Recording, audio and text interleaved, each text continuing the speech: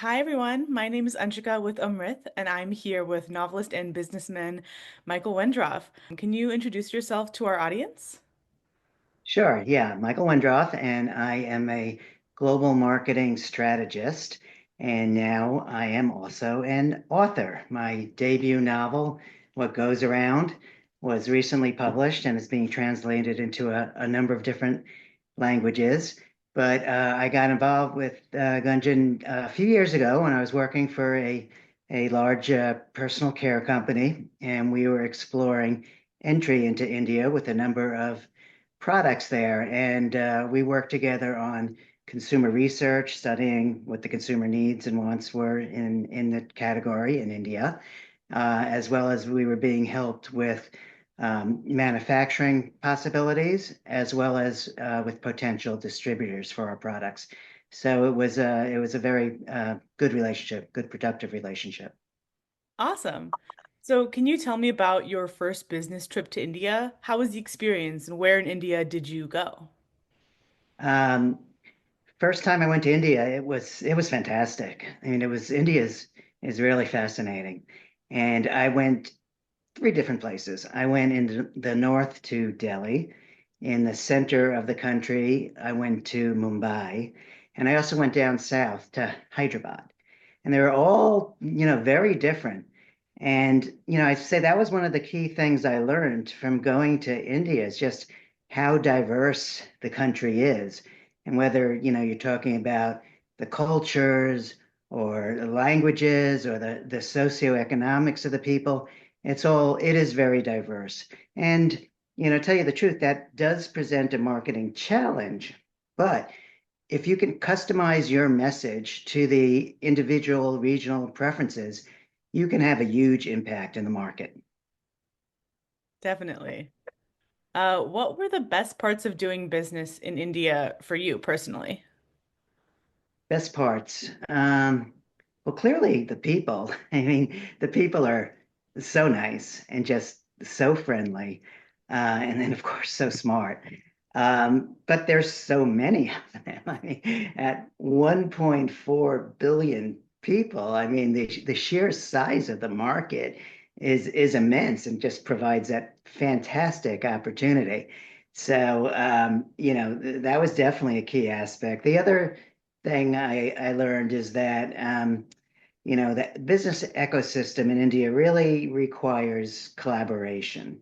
So you really need to partner with locals, really tap into their deep knowledge base so that things will go much smoother and you'll get to take advantage of a lot of the local insights.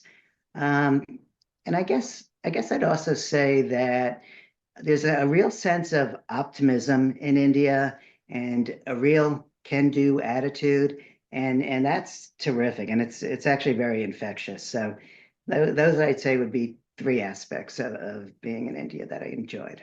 Definitely, yeah. One of the best parts of doing business in India is how friendly and how collaborative the environment is. So I'm glad that you experienced that when you went. For sure, for sure.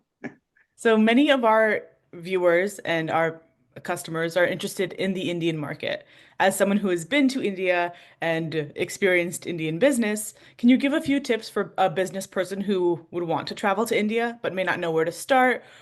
First I'd say invest in relationship building because business relationships are important, and you need to develop, trust with people, and you need to develop a rapport with key stakeholders. So definitely, invest in relationships, and what that really means is, invest the time to have face-to-face meetings with people, and that way you get a real sense of what's going on and a real sense of togetherness. Another tip I'd say would be to be patient.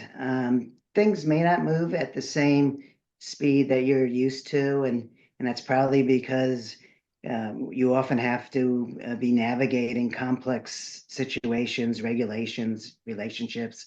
Um, so things may move a little slower than you're used to, but be positive and be flexible, and it'll happen. It'll happen.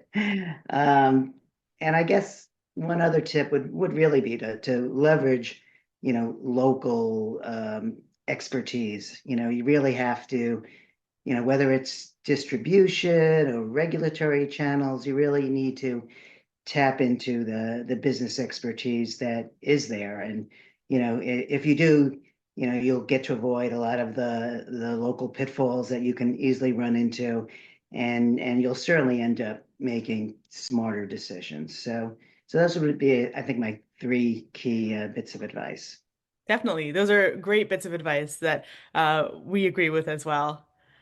Great. Awesome. So we'll switch gears a little bit now and we'll talk a little bit more about your novel. So you recently published a thriller novel called What Goes Around. What prompted you to write a novel?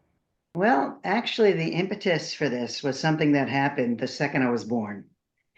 I was put on my mother's chest. She looked deeply into my eyes and said, I'm told, she said, "Oh, how nice to see you again."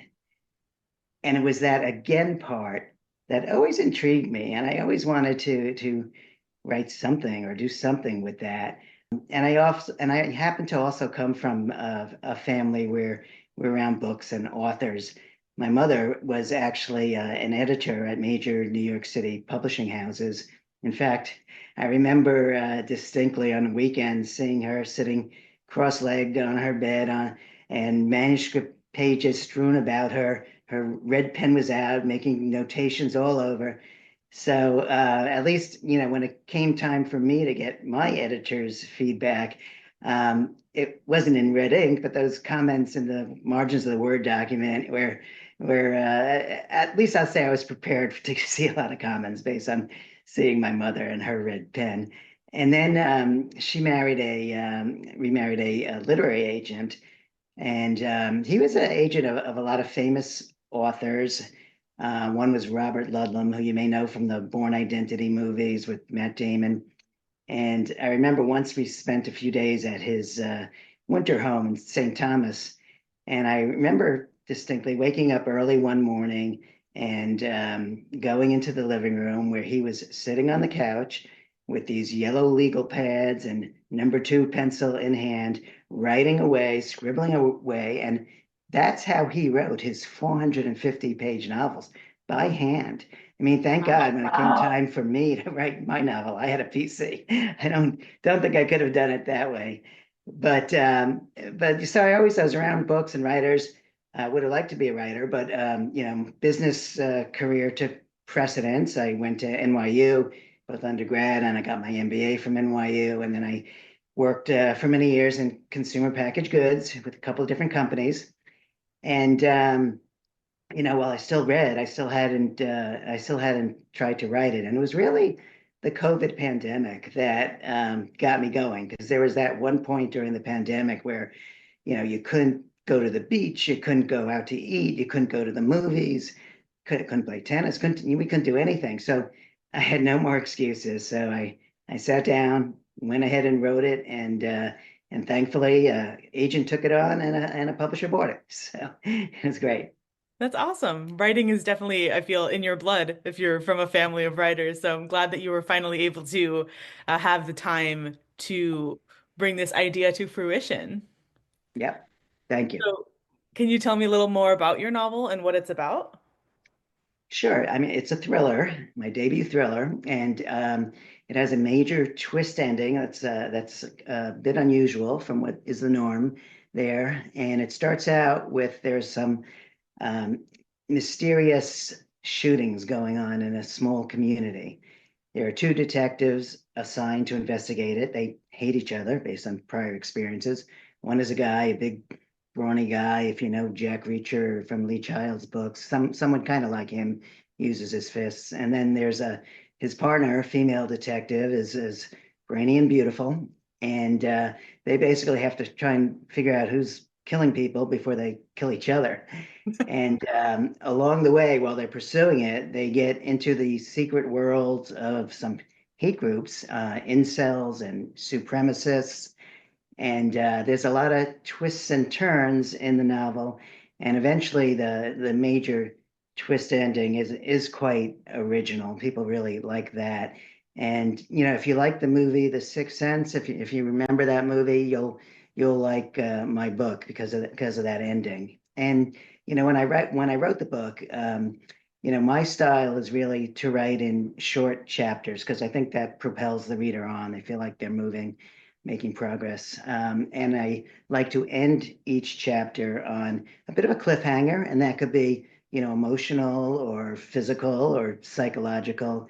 And then I like to start the next chapter with a very intriguing sentence that the reader's going to say what's going on. So that way it keeps going. And actually there's a quote from a best-selling novelist, J.D. Barker, on the cover, which I love. He said that relentless and gritty, Wendroff expertly weaves a narrative that begs just one more page. And that's exactly what I was trying to achieve, getting that consumer to want to keep going, keep going.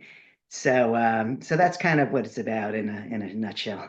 Awesome. That sounds like a very interesting novel. I can't wait to pick it up. Cool, cool. And Um, it's available in ebook, hardcover, and audiobook in awesome, USA, awesome. UK, Australia, India too. Perfect. Glad to hear it. Many writers are influenced by their prior experiences. Did working in the personal care industry or traveling to India impact your story in any way? Yeah, I would say so. First of all, working in marketing, the number one job is to figure out and fulfill consumer needs. So I would certainly read a lot of thrillers and mysteries and understand, what to be successful in a category, what consumers are looking for. They're looking, to be surprised, and they're looking for the book to keep them moving and page turning. So general marketing 101 definitely is involved in the book genre. And then when it comes to advertising, of course, I was involved in a lot of advertising. And in advertising, you learn that every word counts. And even though I wrote 90,000 words, still I feel every word counted. And of course, in advertising, you need a hook right at the start to intrigue the viewer, and you need something to keep them going in the story. So, I mean, so my general makeup from all of my years in advertising and marketing definitely had me thinking along a certain way. And then in terms of India, I'd say, India is a very spiritual country. And, in my twist ending, I do hearken back to that type of thing. I mean, um, ultimately, my story is a story of redemption, and it really kind of challenges the boundaries of life and death. And that's all I'll say from now. All right, all right. Keep the people guessing. That's part of what it is, writing a thriller. That's right. So who is your ideal reader for your book? So my ideal reader, well, it's doing quite well, and we've actually got some research already in on who's been responding to it. And good thing is it's both a male and a female audience that are buying and liking it. So it's got the action in it, but it's also got a lot of emotion. I mean, it's also really about love and loss and the unbreakable bonds that do transcend time, at least in this novel. And in terms of age, it looks like it starts around age 30, the buyers and likers, and really goes, all the way up from there. So my ideal reader, obviously they like thrillers, mysteries, but also, just people that like a good story and are intrigued by, what I hope is good writing. So that I'd say is who the ideal reader is for it right now. Awesome. Your book was released last October, I believe, right? Yeah, just a few months ago. And it's already gotten some great reviews. So what's next for you? Are you working on a new novel? I have been very happy with the reviews, as you mentioned, both consumer, but I was also just very lucky to get a lot of best-selling thriller writers and best-selling mystery writers to say good things about my book. I'll just give you one more Definitely. from my good book, which was from the best-selling author Lisa Black, and she said, a great debut. What goes around starts off at a breakneck pace and doesn't let up until it reaches its unexpected conclusion. So, based on the good feedback I've gotten so far from readers and other authors, um, I have started on another novel, and it is going to have the same two main characters that are in What Goes Around. Publishers like that because if you've got a bunch of people to read the first one, they start to get invested in the characters. So it's almost like building a brand where you want to have certain things that are the same that it stands for. So it will be a brand that has those two characters in it. It will have a lot of twists and turns and be a page turner. It'll involve a kidnapping this time, but it will also have that major twist ending. So stay tuned. Awesome. That sounds very interesting. If you guys are interested in checking out a great thriller novel, check out What Goes Around by Michael Wendroff. And thank you so much for taking the time to speak with me today, Michael. I really enjoyed our time chatting, and I hope you have a good rest of your day. Thank you. It was a lot of fun. You too. Take care.